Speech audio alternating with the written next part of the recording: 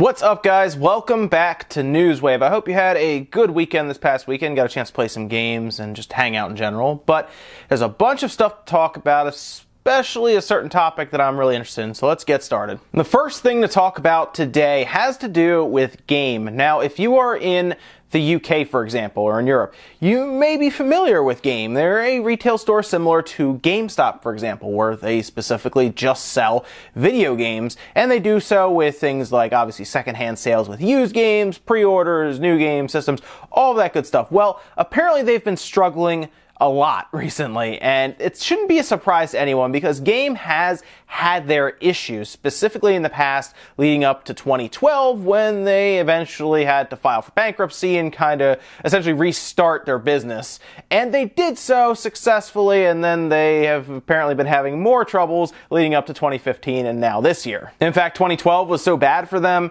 that before they had to do all of that, they had things like their credit limits kind of revoked by EA, so they stopped carrying EA games like completely. Apparently that really messed up their Mass Effect 3 pre-orders, and basically other companies just kind of looked at Game cautiously that they might not be able to repay them for games that they send. If you don't know, the way a lot of game stores work, even if there's some smaller ones, they have credit terms, so they will have games sent to them and then they pay those back in like a net 30. So in 30 days, they then pay that amount. That gives the store a chance to sell through their stock so they don't have to put up a bunch of money to get started. And that does help these game stores. I mean, it'd be really tough to spend the money that you may not have in liquid cash right away when you have to pay employees and other things. And if you can kind of have a credit term and then put the money aside as you sell them, that does help a lot of companies, including GameStop, Walmart. Everybody runs on a net something, whether it's net 30, net 60. It's just the way it works. So now, next month, Game is going to put out financials, essentially, for any investors or people interested in the company.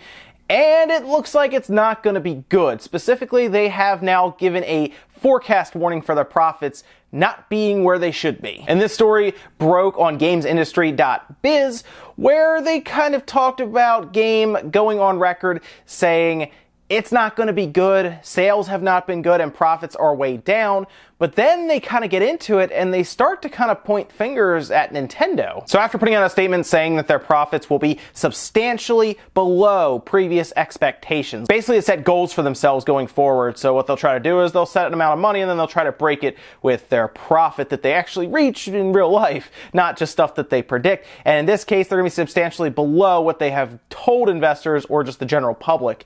And again, they seem to say that it is two things that are causing these issues. One, it's Nintendo's issue with stock, giving them enough units to sell, and apparently it's the continued softness in the PlayStation and Xbox lives. And this is the statement they put out right here. Consumer demand for Nintendo Switch has been and remains very strong. However, the level of supply to the UK market has been lower than expected. These lower levels, combined with the continued softness in our core Xbox and PlayStation markets, have impacted sales. Now, after these statements of lower profits coming out, they warn investors, so it's not like this massive shock when they put this stuff out.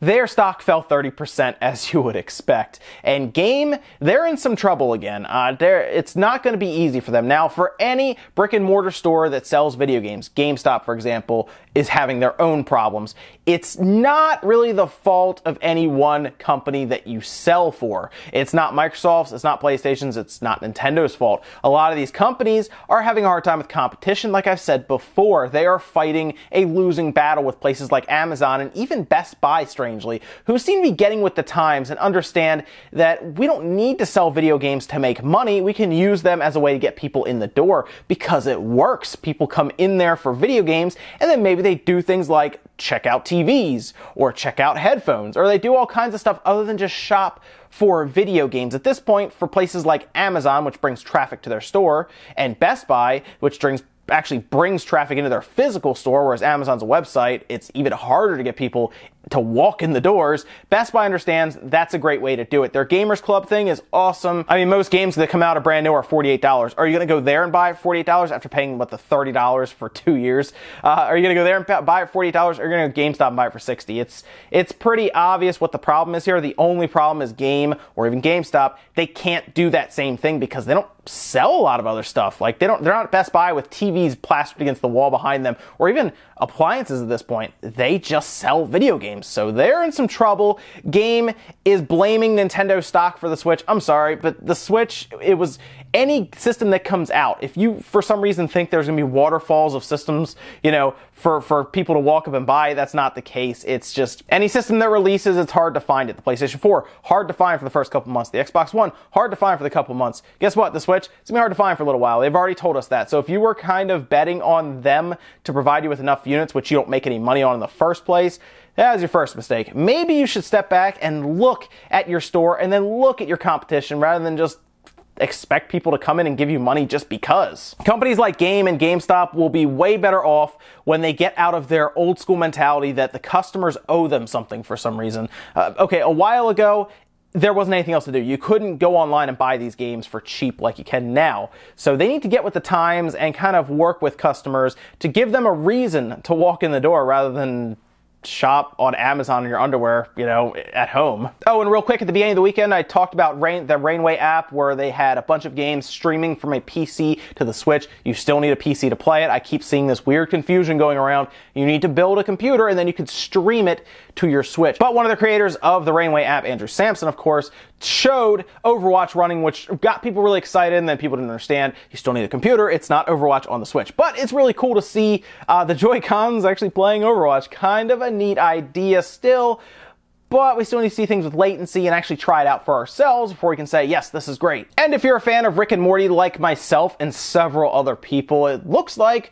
we finally got our date for Season 3, which is great. Of course, a little while ago, we did see the surprise episode being premiered for Season 3, which is really cool, but they've given us a date, which we've all been waiting for. It's July 30th. And they talked about this on a stream on AdultSwim.com last Thursday. On that stream, the co-creators of Rick and Morty essentially told us that, and then they also kind of strangely alluded to a possibility of Season 4 already, which honestly they might already be working on it, which would be really cool because it's taken quite a while for Season 3 to finally show up. They also released a trailer, by the way, for Season 3, so if you have not a chance to go check that out, go check it out now. It's over on Adult Swim's YouTube page. But yes, I'm really excited for Rick and Morty Season 3. I love Rick and Morty. It's an awesome show. They did say they're going to be 10 episodes in Season 3, and it will basically go on a weekly basis, 11:30 p.m. Eastern Time on Adult Swim.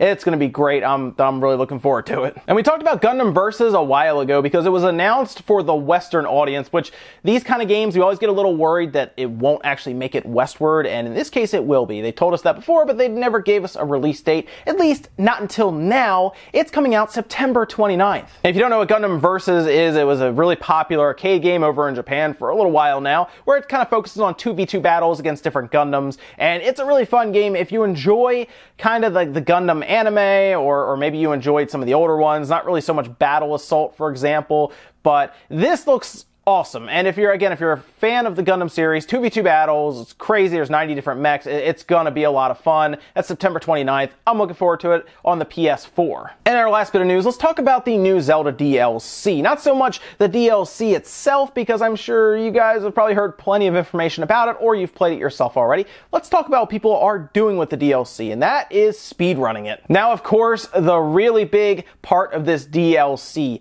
is the Trial of the Sword, which is a very difficult dungeon that goes through several floors, and it takes a little while to beat if you actually go through it as more of, I'd say, not so much a novice, but definitely not a speedrunner. It takes some time because more than likely you'll probably die a couple times. It's not easy. However, speedrunners such as a Canadian speedrunner by the name La Loupe has already beaten it in 1 hour and 19 minutes. Which is kind of funny because the entire game has already been beaten by speedrunners and have that time brought down to about 39 minutes. So right now, Trial of the Sword actually is longer than the game itself, which is pretty funny. So there you go. Maybe the DLC is worth the money. During the speed run, they did talk about how things like inventory management is crucial to be able to get through all of the floors with the correct items at the right times. And that's really what helps cut down on those seconds. Now, you can be rest assured, I should say, that people will try to shatter this time over and over again. It's not at all set in stone. I wouldn't be surprised if next week we have a new time as a record, and it's going to keep going down until it probably hits a certain plateau to where people pretty much scientifically try to figure out how to shave any second they can off just to get that new speedrunning record. Either way, I'm never surprised when these things come out and speedrunners attack them instantly. The fact that we see Prey beaten in mere minutes, for example, and now we see people really trying to tackle the Trial of the Sword is pretty fun to see. I just like playing it. It's a lot of fun. I don't think I'd ever be able to get into speedrunning. Maybe one of you guys will at some point, but I look at the speedrunning mentality and man, it looks frustrating sometimes, but that's me. Maybe one of you guys really enjoy doing it. And that's it for Newswave today, guys. Make sure you comment, like, subscribe, all of that good stuff. Let me know what you think about any of the stuff we talked about today, whether it is game in the UK. Maybe some of you guys live over there and you understand exactly what's going on. Maybe their prices aren't very good, or maybe it is their stock. Maybe their stock isn't very good. I mean, they've obviously had issues with credit terms with other companies at times, and they've had pre-orders screwed up because of it. But maybe if you guys have had experience with it, you can leave in the comments why the store is struggling in your eyes with your experiences. Also, let me know what you think about the Zelda DLC. Maybe you're a big fan of it and you're having a hard time believing people are already beating it in an hour and 19 minutes when other people have said, it takes me 3 or 4 hours to get through it. That's it for now. I'll see you guys next time.